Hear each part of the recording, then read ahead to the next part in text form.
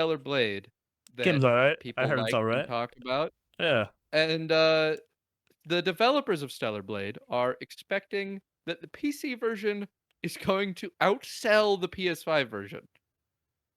Alright. So, more on the story is during a Q&A from for a report for fiscal year 2024. Shift Up was asked what the results were for the PC version. He said, in the AAA game market, PC devices have a higher market share than consoles. So we expect the performance of the PC version to exceed that of the console version. We are particularly observing trends such as significant expansion of the single player action game market in the Asian game industry.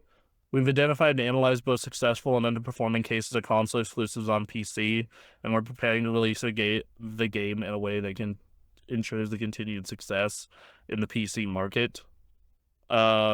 Shift Up says it's taken steps to ensure the PC version's success, including optimization, enhancing user convenience, adding supplementary content, and tailored marketing strategies for PC. It also plans to make sure the game will run smoothly in the ultra mobile PC environment, such as Steam Deck or LG Ally.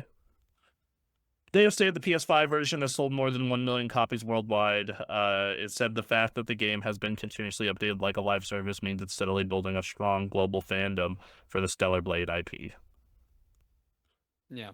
Um, I don't know about this. I could see so my take on this is lifetime sales. I could totally see being more on PC because I feel like PC does have a longer tail.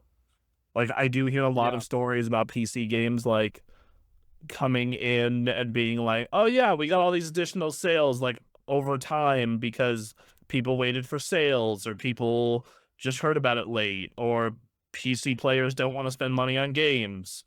Whatever it is. Right. And but I also could totally see the PC audience entirely ignoring this and just playing it else, ignoring this. I would point to a comparative game that saw a lot of success, once it got a PC released. Now, it's obviously no DMC5, but DMC5, Mhm. it had a very successful, lifespan on PC, I uh, think and, it had a great PC push because it coincided with them releasing new content for the game, because it was the same time that Virgil came out, I thought that and was day and date on PC. I remember playing that on launch on PC. Um, Uh, was it? Or was it yeah, that they had the ray tracing upgrade for PC first, I think they had the and ray then came tracing out on upgrade Amazon? first. Like the ray tracing upgrade was first Yeah, on PC. I think is what happened that's what it was. Um, because r well, regardless, it is a comparative game in the same genre that also released on PC, uh, and I think that it is very popular on PC. I think it's popular. I don't think it outsold the console version. Um, Is that true? I mean, I guess do we have those numbers available to us? um, And how did Nier Automata do? That's also another important point of comparison. Let's see. um, yeah, like they don't break it down by platform. They just say how many copies it sold total. Yeah. Um, uh, DMC5 was also a game with a long tail though. Granted, it came out Yeah. on the old consoles and then came out with extra stuff on the new ones. So, you know. Mhm. Um, I don't know. Like piece and this is why you do see a lot of bad PC ports along with other reasons that I'll get into in a sec, which is Right. it's hard to judge how a game is gonna do on PC. Yeah. I find the PC audience to kinda just wanna stay in whatever hole they're in. Like Yeah. you go on Steam and like it's almost always the same like 5 games are in the most popular.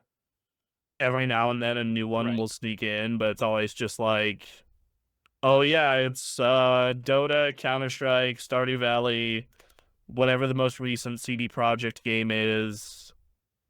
Stuff like Mhm. it's very rare that you're gonna see something new creep into like even the top 20 sometimes they'll be riding old stuff for a while.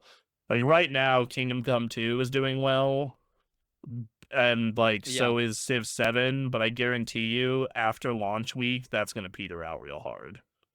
Um Yeah, and I think this also may just be a case though of a company looking at install bases and knowing that there's a larger market that theoretically exists on PC, mhm. and just going, well, a lot more people have PCs.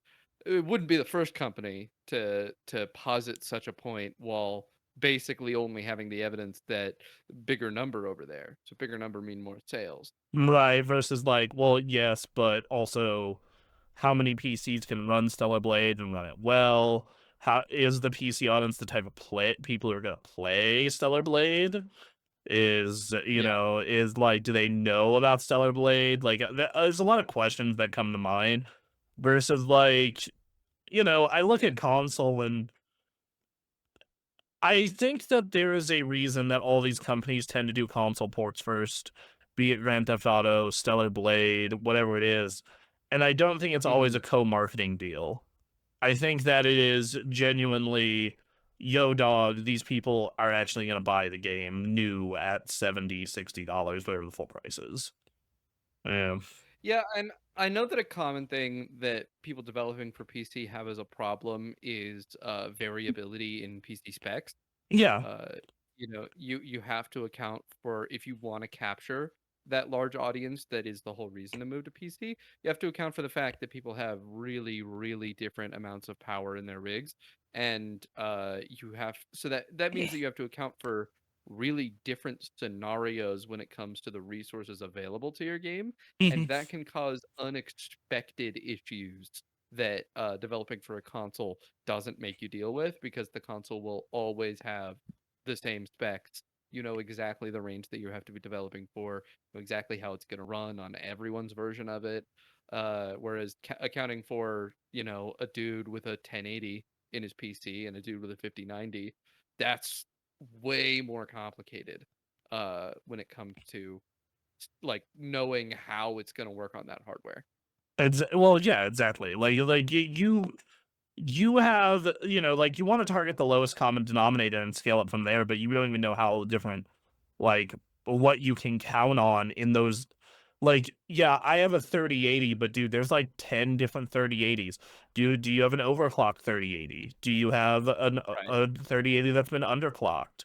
Do you have a 3080 with a different cooler so it can get a little more performance? And it's like, you factor all that in, and you factor in the fact that like I run into this on Steam all the time, where it's like this game doesn't run well on my rig, and then they like will post their rig specs and be like it's a potato, like they Yeah. plug, got that when Marvel Rivals launched. This game doesn't run on my computer. It's like, well, what are you trying to run it on? A 1060. It's like, Okay, but Marvel Rivals had that crazy thing where games that ran the game, like characters literally worked worse on rigs that ran the game worse. Doctor Strange, for example, actually plays very noticeably different on a rig that effectively runs the game versus a rig that doesn't. His movement mechanics literally feel different. right, but this is not that. This is like legitimately Yeah, the game cannot run well on their computer and they're mad, but then you look at their computer and they're running like hardware that is 8 years old. And it's like, isn't that bro, just such a crazy story though? If you have like a 2070 or something in your PC, and you run Marvel Rivals and you play Doctor Strange, there are people who were unaware of movement mechanics for Doctor Strange because they can't be executed on a PC that doesn't run the game well. so that does not surprise me because a lot of games will tie logic to frame rate. Like that's a big part of why Yeah, we have not absolutely. seen a Bloodborne anything is because a lot of that game's logic is tied to its frame rate. So they have to Yeah. keep it at 30-ish. Mhm. Like that's why. That they're not necessarily it's less common these days, but yeah. So I And think that's that because people are accounting for PC releases. It's easier, it seems, in a lot of cases to tie things like your physics engine to your frame rate. Uh, but that makes a PC release like not even in the fucking cards sometimes. I mean, you would just have to lock frame rate and say, hey, if you can't get this frame rate, you can't play this game. You Yeah, know, like you would, yeah. So it's, and that my favorite thing regarding PC gaming recently has been going on the Steam Deck Reddit whenever a new release happens that's like really graphically intense and seeing them like it totally runs at 30 FPS, 40 FPS, and it is the most potato-fied version of the game ever. They're running a bunch of mods to make it look worse so it can run, and it is the funniest thing in the world, you that's know. powerful. Mod to make the game worst is amazing. I love that. You know. I love the people who are like, or the people who are just in denial, like, yes, this totally runs fine on deck, and it's like 22 FPS. Yeah, it was definitely a big part of Baldur's Gate 3 was people going, "I'm gonna make this thing run on my computer. I don't care what I gotta do." They have anything. They'll say that, but then they'll do anything but buy new graphics cards. Yeah, I made Baldur's Gate 3 run on a 970 for a while, and then that's when I bought my new PC.